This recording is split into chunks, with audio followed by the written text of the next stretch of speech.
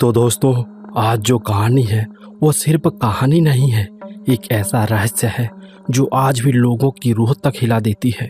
कहानी है एक एम्बुलेंस ड्राइवर और एक डॉक्टर की, जो एक रात एक इमरजेंसी कॉल पर निकले थे किसी की जान बचाने के लिए।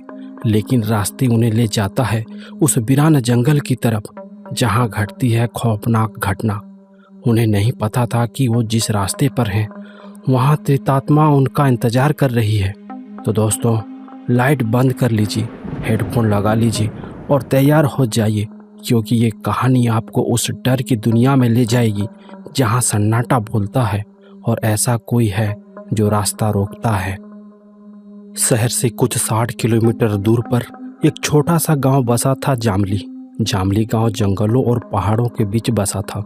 जामली गांव के आगे जंगल में एक पुराना जीर्ण शीर्ण बस स्टेशन था, जो अब सिर्फ रात के सन्नाटे और डरावनी कहानियों का ठिकाना बन चुका था। लोग कहते थे कि इस बस स्टेशन पर रात में कोई दिखाई देती है और फिर अचानक गायब हो जाती है। उसके बाद जो भी उसे देखता वो कभी वापस नहीं लौटता। जामली से आगे वही बस स्टेशन है और उसी बस स्टेशन से आगे है रतियापुर गांव। जामली गांव का रघु, एक मेहनती नौजवान, अपने दोस्त विजय से मिलने रतियापुर गया था। रात काफी हो चुकी थी और विजय के घर पर बातें करते करते समय भी निकल गया। रघु भाई, रात हो गई है, अब कहाँ जाएगा? यहीं रुक जा, मेरे पास देसी दम की एक बोतल है, बैठकर मजे करेंगे। नहीं विजय, मुझे सुबह जल्दी शहर जाना है। खेतों के लिए दवाइयों का इंतजाम करना होगा और हमारे गांव में आज नाचा प्रोग्राम भी हो रहा है, इसलिए मुझे अब जाना चाहिए। अरे वाह भाई वाह, तेरे गांव में नाचा प्रोग्राम है और तूने मुझे बताया नहीं। मेरा तो बहुत मन कर रहा है नाचा प्रोग्राम देखने की। चल, मैं भी तेरे साथ तेरा गांव चलता हूँ, खूब मजे करेंगे। ऐसे में ठीक है, लेकिन जल्दी चल, ये रात मुझे कुछ अच्छी नहीं लग रही। दोनों दोस्त अंधेरे में जंगलों के बीच एक पुरानी बाइक लेकर चल पड़ते हैं। रास्ते में एक सियार उनका रास्ता काट देती है। अरे ये क्या था? लगता है ये कोई सियार था। अब हम आगे नहीं जाएंगे भाई, बाइक वापस मोड़ ले। माँ कहती थी ये कोई अनहोनी का संकेत होता है। अरे यार, तू भी ना, लगता है तुझे अभी से चढ़ गई है। नहीं, हमें आगे नहीं जाना चाहिए भाई। यार, तू किस जमाने में जी रहा है? तू आज भी गांव वाले की बात पर यकीन कर रहा है? नहीं विजय, कुछ तो गड़बड़ है। मेरी बात मान, वापस तेरे घर चलते हैं। देख, तूने ही तो कहा था ना कल सुबह तुझे शहर जाना है और आज गांव में नाचा प्रोग्राम है। अब तू बस कर, गाड़ी मैं चला रहा हूं।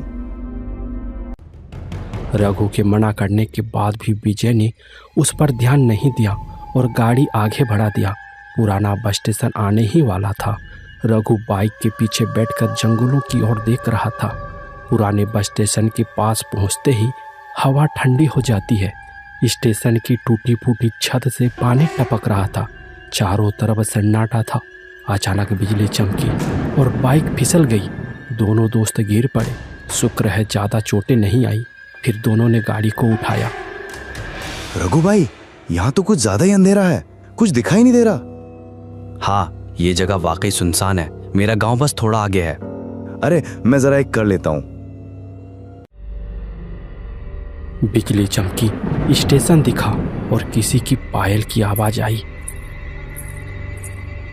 अरे ये पायल की आवाज? नहीं, ऐसा नहीं हो सकता। फिर से बिजली चमकी। रघु ने देखा कि वो दोनों वही पुराना बस स्टेशन के पास ही खड़े हैं। रघु का शरीर कांपने लगा। पायल की आवाज अब तेज हो चुकी थी, मानो रात के अंधेरे में कोई उनकी तरफ ही आ रहा हो। अबे विजय, चल जल्दी चल, ये वही बस स्टेशन है। अरे रघु, यार तेरा गांव और कितना दूर है? अबे जल्दी कर, वरना हम दोनों यहाँ मारे जाएंगे। विजय रघु के पास आता है। तभी दोनों की नजर एक अजीब सी रोशनी पर पड़ती है। स्टेशन के एक टूटे हुए खंभे के पास एक लड़की खड़ी थी। उसके लंबे बाल हवा में लहरा रहे थे।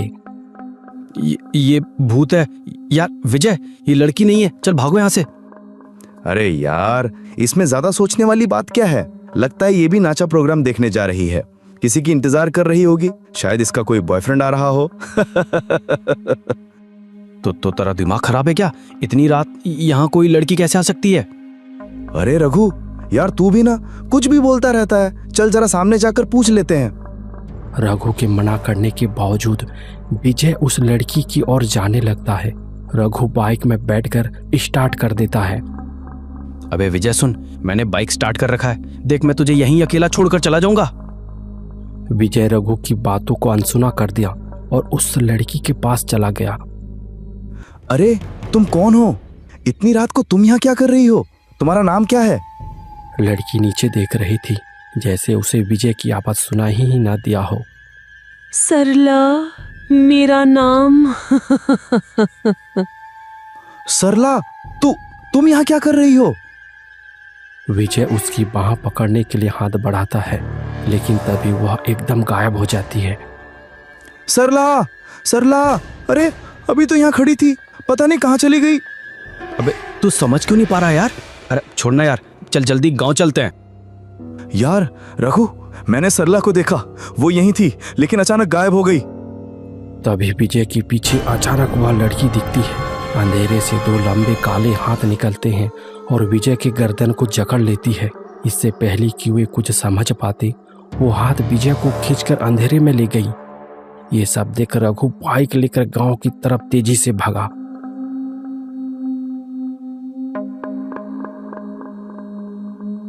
एक इमरजेंसी कॉल आया है अजीत, हमें एम्बुलेंस लेकर जल्दी गांव पहुंचना होगा। क्या ये आप क्या बोल रहे हैं डॉक्टर साहब? इस समय जंगलों में जाना सही नहीं है। ये हमारा फर्ज है, हमें जाना ही होगा। डॉक्टर सूरज और ड्राइवर अजीत दोनों एम्बुलेंस लेकर गांव के लिए निकल पड़े। एम्बुलेंस तेजी से सुनसान सड़क पर दौड़ रही थी। मरीज की हालत नाजुक थी और समय कम था। डॉक्टर साहब, ये रास्ता मुझे ठीक नहीं लग रहा। ये जंगल वाला रास्ता है। लोग कहते हैं यहाँ रात में त्रेत आत्मा दिखती हैं। अरे त्रितात्मा, ये क्या है? अजीत, ये सब बकवास है, हमें मरीज तक पहुंचना है, तुम बस गाड़ी चलाते रहो। आज की रात दोनों के लिए बड़ी चुनौती बन गई। जंगलों के बीच तेज बारिश शुरू हो जाती है। एम्बुलेंस की लाइट बारिश में धुंधली पड़ने लगती है। अजीत का दिल तेजी से धड़क रहा था, पर क्या करें, यही तो ड्यूटी है। बात किसी की जान बचाने की है, जाना तो पड़ेगा ही। अजीत अपने गले में पहनी रुद्राक्ष की माला को छूता है। डॉक्टर साहब, बारिश बढ़ रही है। इतनी बारिश और अंधेरी रात, मुझे कुछ ठीक नहीं लग रहा। अजीत, डरने की जरूरत नहीं, हमारी जिम्मेदारी है उस मरीज को बचाना। बस ध्यान रख, गाड़ी धीरे और संभल कर चलाना। तभी अचानक एम्बुलेंस एक झटके के साथ रुक जाती है। दोनों घबरा जाते हैं। अजीत ने खिड़की से बाहर झांक कर देखा, वह घबरा जाता है, उसके गला सूखने लगता है। एम्बुलेंस वही पुराने बस स्टेशन के पास रुक गई है।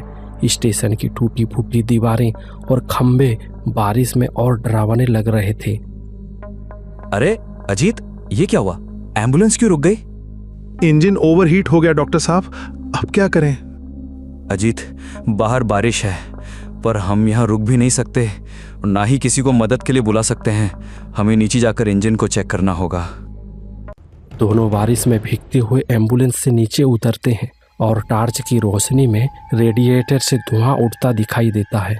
बारिश की बूंदें उनके चेहरे पर टकरा रही थी। डॉक्टर साहब, गाड़ी का इंजन बहुत गर्म हो गया है, अब इंजन को ठंडा होने में वक्त लगेगा। अरे यार, ये क्या मुसीबत है? हमें मरीज तक जल्दी पहुंचना है। अजीत, इसे ठीक होने में और कितना वक्त लगेगा? कम से कम आधा घंटा लगेगा डॉक्टर साहब। चलिए वापस अंदर बैठते हैं। दोनों एम्बुलेंस में वापस चढ़ जाते हैं। सूरज की बेचैनी बढ़ रही थी। वह बार बार अपनी घड़ी की ओर देख रहा था। मुझे ये समझ में नहीं आ रहा कि बाहर इतनी तेज बारिश है और गाड़ी का रेडिएटर इतना गर्म क्यों है। हाँ अजीत, मुझे भी ये बात हजम नहीं हो रही है।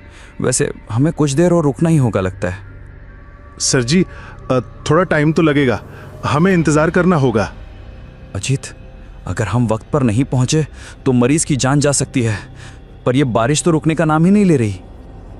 तभी बिजली की एक तेज चमक आसमान में कौंधती है।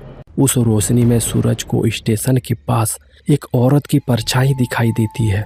वह सफेद साड़ी में थी और उसके बाल बारिश में भीगे हुए थे। डॉक्टर साहब, वो देखो, वहां कोई खड़ा है। कहाँ? मुझे तो कुछ नहीं दिख रहा। मैंने साफ साफ देखा डॉक्टर साहब, सामने एक औरत थी, यहीं स्टेशन के पास। डॉक्टर कुछ कहने ही वाला था कि तभी एम्बुलेंस के पीछे की खिड़की पर ठक ठक की आवाज़ आती है। दोनों की सांसें थम जाती है। ये क्या था? कि किसने हमें पत्थर मारा? अरे यार, तुम फिर से शुरू हो गए। शायद कोई पत्थर या टहनी टकराई होगी। चलो पीछे जाकर देखते हैं। दोनों धीरे धीरे पीछे की ओर जाते हैं। खिड़की पर एक बड़ा सा पंजे का निशान था, जैसे किसी ने शीशे पर हाथ मारा हो। डॉक्टर, ये तो किसी इंसान के पंजे का निशान है। यार अजीत, पता नहीं मुझे ऐसा क्यों लग रहा है कि कोई यहाँ है। हमें गाड़ी स्टार्ट करनी चाहिए। अब एम्बुलेंस का रेडिएटर ठंडा हो चुका है। अजीत ड्राइवर अपनी सीट पर बैठता है और चाबी घुमाता है। इस बार इंजन स्टार्ट हो जाता है। दोनों की जान में जान आती है, लेकिन जैसी ही एम्बुलेंस आगे बढ़ती है वह फिर से रुक जाती है।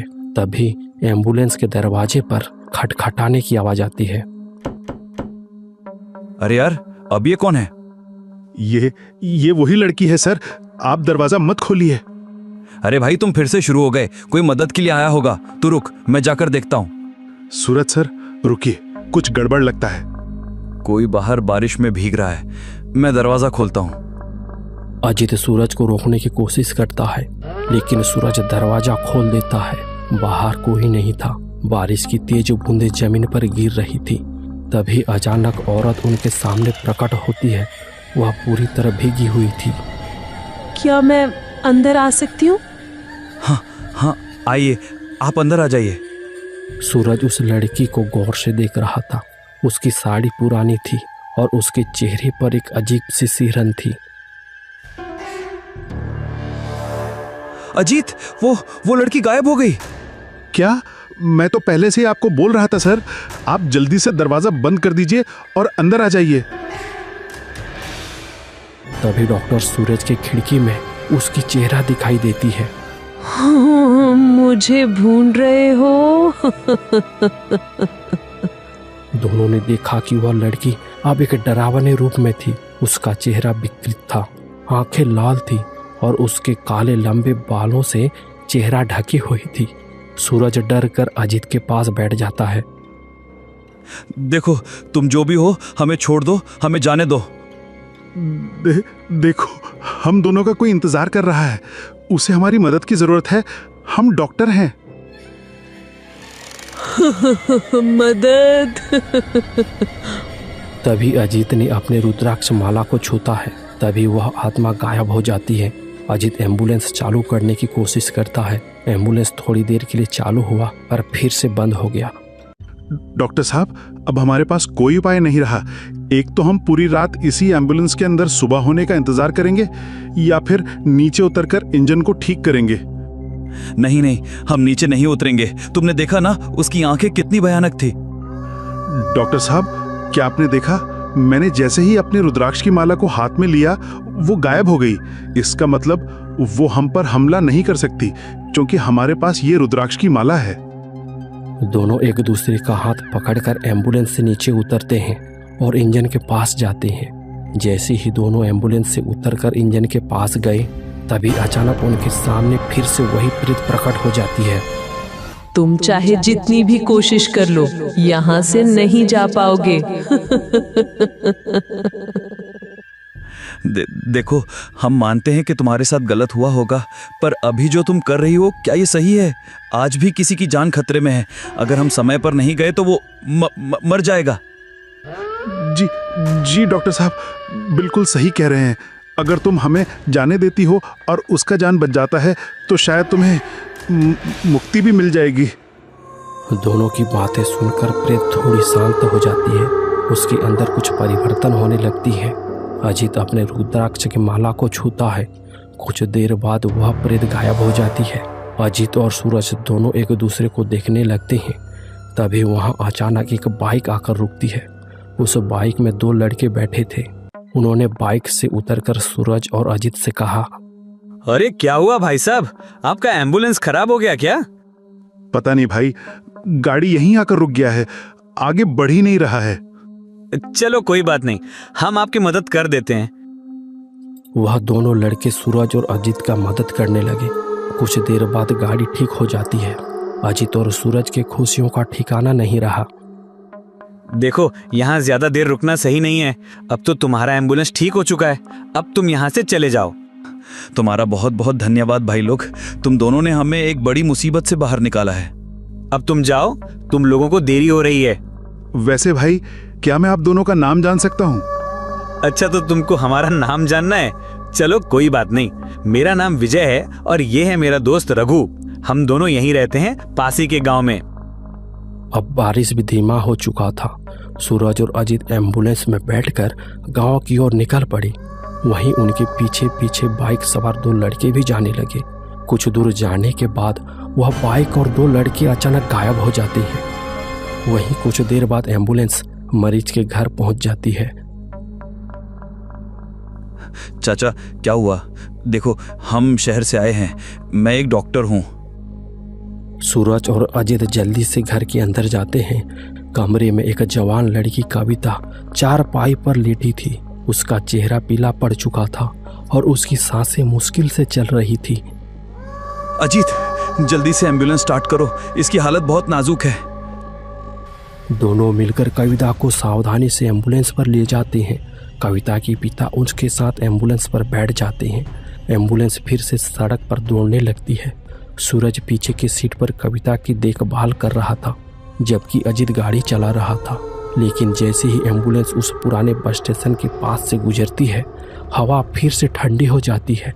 सूरज की नज़र साइड मिरर पर पड़ती है। क्यों? क्या हुआ डॉक्टर साहब? आप घबराए हुए लगते हैं। नहीं नहीं, कोई बात नहीं चाचा, मैं तो बस ऐसे ही बाहर देख रहा था। जंगलों के बीच डरावनी रातों को चीरते हुए एम्बुलेंस तेजी से शहर के अस्पताल की ओर बढ़ती है। आखिरकार वही अस्पताल पहुंच जाते हैं।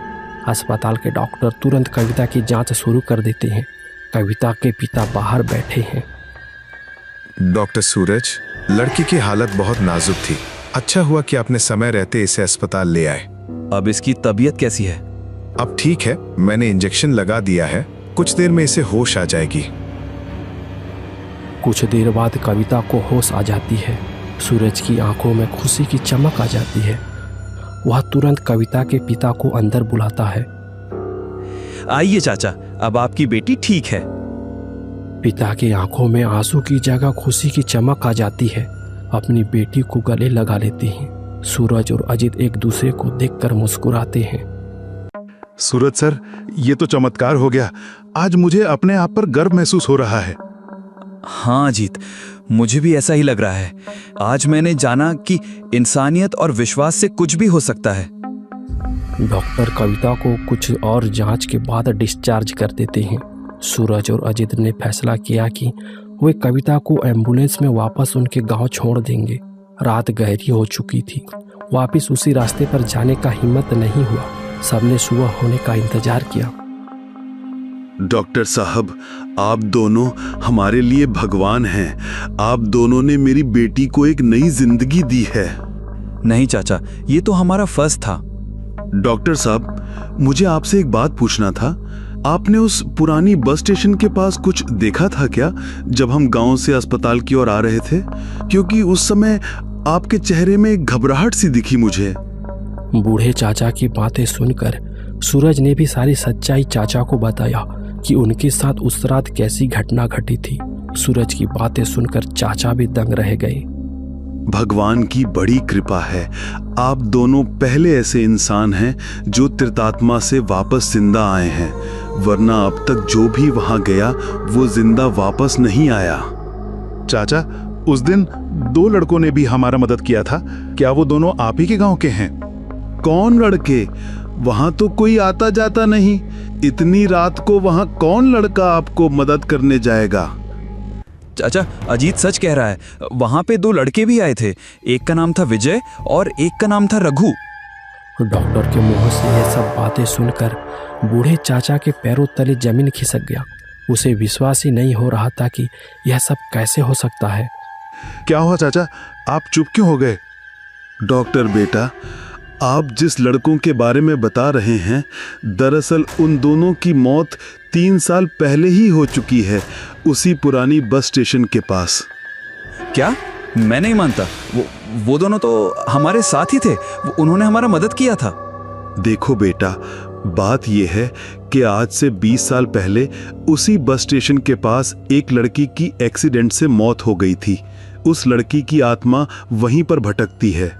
उसके बाद वहां कई घटनाएं होने लगीं। कुछ 2-3 साल पहले 2 लड़कों का लाश भी वहीं पर मिला था, जो पास के ही गांव के थे, जिसमें एक का नाम था विजय और एक का नाम था रघु। कहते हैं विजय तो वहीं पर मर गया था, लेकिन रघु गाड़ी के साथ एक पेड़ पर टकरा के मर गया था। तब से वहां पर तीनों की आत्मा भटकने लगी। त्रितात्मा की जोड़ी बनी और लोग त्रितात्मा से डरने लगे, लेकिन आज वही त्रितात्मा ने हमारी मदद की है। सच कहते हैं, इंसान के अंदर में मदद की भावना होनी चाहिए। चाहे वो इंसान हो या आत्मा, सबके अंदर भावना होती है। किसी ने सच ही कहा है कि अच्छे इंसानों के साथ कभी बुरा नहीं हो सकता। मैं समझ गया बेटा, उनकी आत्माएं भटक रही थीं। उन्हें मुक्ति की तलाश थी, उन्हें किसी की मदद करनी थी। उन्होंने आज हमारी मदद की, अब उन्हें मुक्ति मिल गई होगी। कविता को उसके घर वापसी का समय आ गया था। अजित एम्बुलेंस की सीटी बजाई और एम्बुलेंस को लेकर शहर से दूर उसी रास्ते के घने जंगल पर समा गया।